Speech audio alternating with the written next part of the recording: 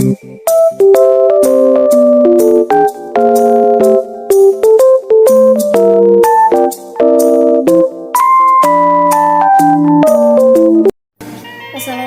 warahmatullahi wabarakatuh. Perkenalkan, nama saya Putri Septina. Saya dari kampus Universitas Sunda Prasta PGRI dari program studi Pendidikan Ekonomi.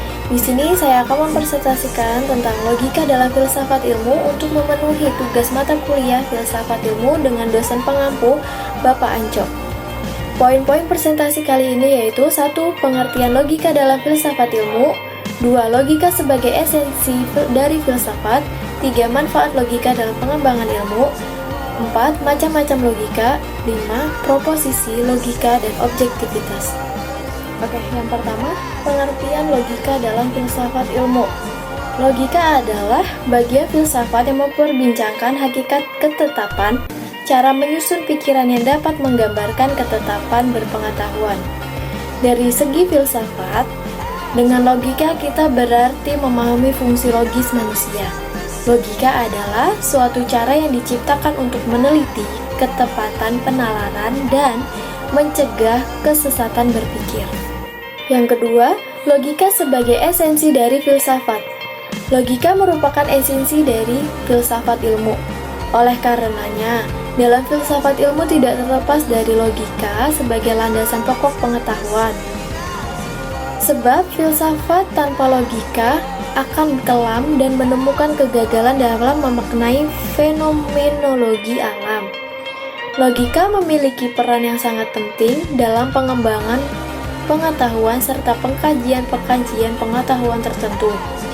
Sebagai sebuah ilmu, pengetahuan ia menjadi dasar yang menentukan pemikiran agar lurus, tepat, dan sehat. Sebab fungsi logika itu 1. Menyelidiki, 2. Merumuskan, serta menerapkan hukum-hukum yang ditepati.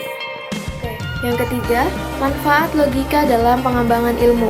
Manfaat logika dalam pengembangan ilmu dapat dikategorikan sebagai berikut. 1. Meningkatkan kemampuan berpikir secara abstrak, cermat, dan objektif. 2. Menambah kecerdasan dan meningkatkan kemampuan berpikir secara tajam dan mandiri. 3. Meningkatkan cinta akan kebenaran dan menghindari kesalahan-kesalahan berpikir, kekeliruan, serta kesesatan. Yang keempat, membantu kita untuk dapat berpikir lurus, tepat, dan teratur. Yang kelima, mencegah kita tersedat oleh segala sesuatu yang kita peroleh berdasarkan otoritas, emosi, dan prasangka.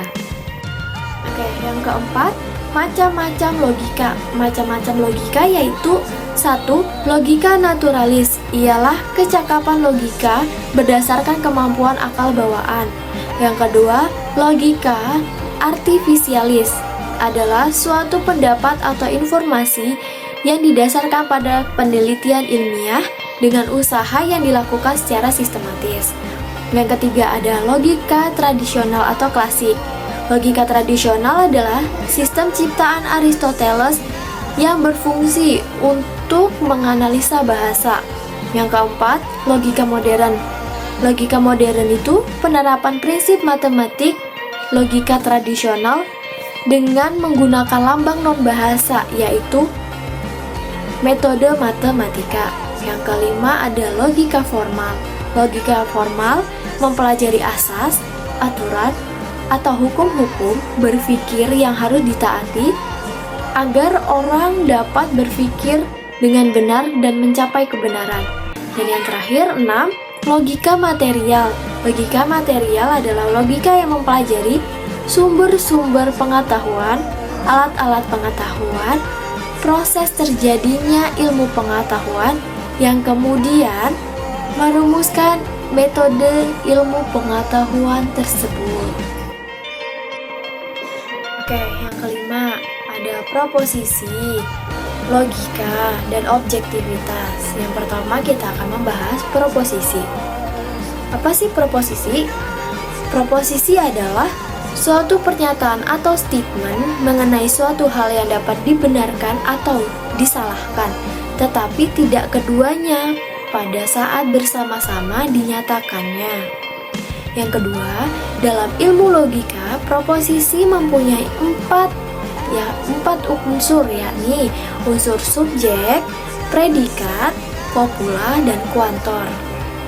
Yang ketiga, berdasarkan luas pengertian, proposisi dibedakan menjadi 3 kategori, yakni 1. Universal, 2. Partikular, 3. Singular. Yang pertama, proposisi universal ialah sebuah proposisi yang mencakup seluruh aspek atau bagian. Yang kedua, proposisi partikular atau proposisi khusus, yaitu proposisi di mana pernyataan khusus mengiyakan yang sebagian subjek merupakan bagian dari predikat. Misalnya, sebagian besar warga Indonesia beragama Islam. Nah, yang ketiga, proposisi singular atau unik. Proposisi ini adalah pengungkapan hanya satu aspek. Klausa tunggal ditandai dengan kata ini dan itu.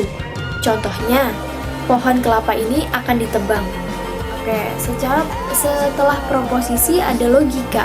Apa sih logika itu?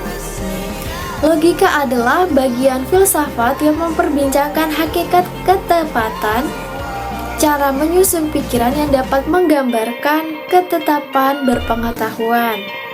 Lalu, apa sih kegunaan logika? Kegunaan logika itu yaitu 1. Membantu setiap orang yang mempelajari untuk berpikir secara rasional, kritis, lurus, tetap, tertib, metodis, dan koheren.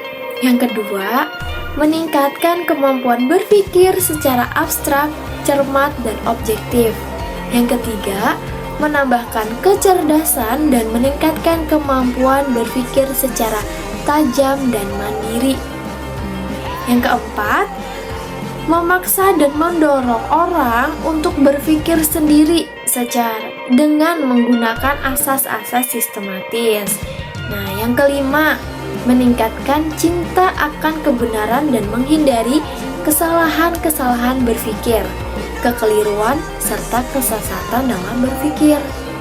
Yang keenam, ada mampu melakukan analisis terhadap suatu kejadian. Selanjutnya yaitu sejarah logika. Pada Yunani kuno, istilah logika untuk pertama kalinya dikenalkan oleh Zeno dari Citium 334 sebelum Masehi sampai 226 sebelum Masehi, yaitu pelopor kaum Stoa. Sedangkan sistematisasi logika terjadi pada masa Galenius pada 130 Masehi sampai 201 Masehi dan Sextus Empiricus pada 200 Masehi.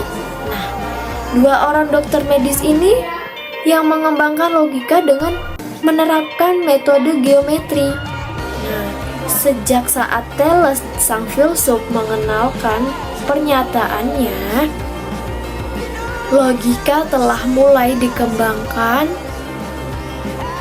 Lalu kaum sofis beserta Plato pada 427 sebelum Masehi sampai 347 sebelum Masehi juga telah merintis dan memberikan saran-saran dalam bidang ini. Nah, lalu pada masa Aristoteles, logika masih disebut dengan analitika, yang secara khusus meneliti berbagai argumentasi yang berangkat dari proposisi yang benar, dan dialektika yang secara khusus meneliti argumentasi yang berangkat dari proposisi yang masih diragukan kebenarannya. Nah, inti dari logika Aristoteles adalah silogisme. Nah, setelah tadi ada proposisi dan logika, sekarang adalah objektivitas. Objektivitas berdasarkan pemaknaan filosofi berarti doktrin di mana pengetahuan berdasarkan kenyataan objektif atau berdiri sendiri. Lalu itu, objektivitas atau objektif dalam keilmuan berarti upaya-upaya untuk menangkap sifat alamiah atau empiris sebuah objek yang sedang diteliti atau dipelajari dengan suatu cara di mana tidak tergantung pada fasilitas apapun dari subjek yang menyelidikinya. Lalu, ada prinsip objektivitas, yaitu mengharuskan anggota bersikap adil, tidak memihak, jujur secara intelektual, tidak berprasangka, serta bebas dari benturan kepentingan atau di bawah pengaruh pihak lain. Nah, sekarang sudah selesai presentasi tentang logika dalam filsafat ilmu. Jika teman-teman ada yang ingin ditanyakan, ada yang kurang paham, silakan kalian tulis di kolom komentar. Nah, terima kasih untuk yang sudah mendengarkan presentasi dari saya, sudah melihat video ini. Semoga bermanfaat. Sekian dari saya, sampai jumpa di sesi presentasi selanjutnya. Wassalamualaikum warahmatullahi wabarakatuh. Ya.